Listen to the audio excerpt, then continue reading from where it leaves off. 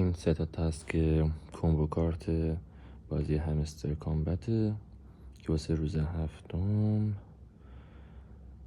3 تا کارتی که باید بگیرین، یکیش تو قسمت پی آر تیم، شما اینو باید بیان تا پایین اسکرولشون کنین تا پایین، و پارتنرشیپ پروگرام این انتخاب کنین اولیشه. برای بعدی ها باید برین تو قسمت اسپیشیالز، نیو کارد، شاید هم تو مای کارتتون باشه.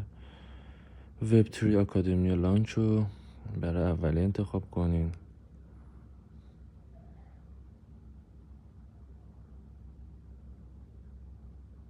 و برای دومی دوباره همون قسمت Every Hamster Dreams of Lambo، یه